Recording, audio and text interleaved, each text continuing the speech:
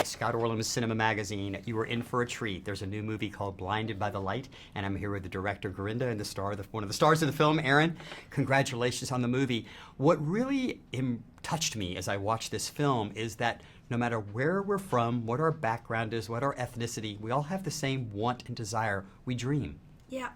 I think that's the purpose of cinema, is to show how universally related we are.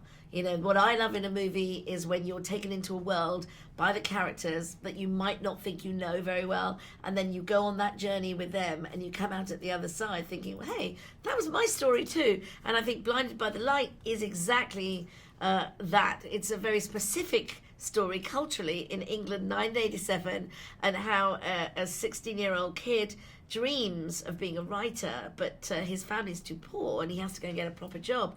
But through the words and music of Bruce Springsteen, he's able to find his own voice, find his mojo, and follow his dream. Now, let's talk about Bruce Springsteen. For any of you watching, he is not in the movie, but his music and lyrics are. Yeah. And you're kind of the conduit to the story, Aaron. You're the one who introduces Bruce Springsteen's lyrics. So talk about music to you.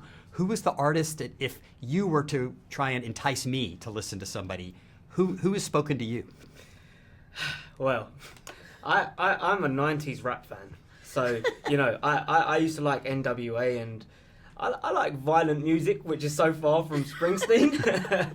so you know, after taking the role of the film, you know, I had to kind of get the perspective of Saf and Roots and G and understand what it was about his words that spoke to them to that extent. And 20, 30 years from, you know, a lot of his releases, it still speaks to us now. So, you know.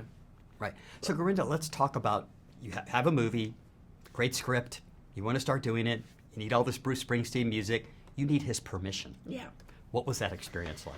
So a miracle happened. That's why this movie got made. In 2010, Bruce came to London for the premiere of The Promise. I was invited. I took Safraz as my +1. I'd read his memoir and I said, I know how to make a good film here, but we really can't do it without Bruce's blessing. And we're both standing on the carpet, and as Bruce comes around the corner, he spots Safraz, who he recognizes from being in so many of his shows. He walks over and he says, man, I read your book, it's really beautiful. And Safraz is like, oh my God, and starts having this meltdown. And I'm going, oh my God, this is the moment. Be professional, you know, ask him.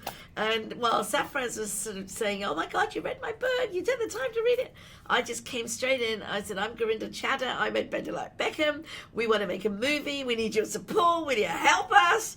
And he kind of looked at us both and went, sounds good, talk to John. That's how it all happened. And what I love too is the utilization in the movie of the lyrics coming to life. Yeah. How creatively challenging was that for you? That took a lot of work. You know, I had all the lyrics out on my table, every song from that period.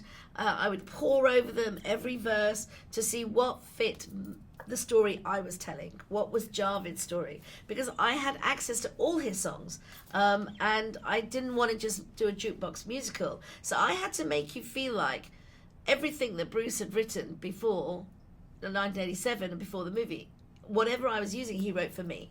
So Born to Run was not his anthem. He wrote that song for me. You know, he wrote Thunder Road for me, you know, and for my characters. So I took ownership of his music and his lyrics and really made them become a visceral part of the script. It wasn't enough for me to just have the music in the background. You know, the music was the star. The words were the star. And I had to find a very cinematic way of using words, you know, on the screen to tell that story.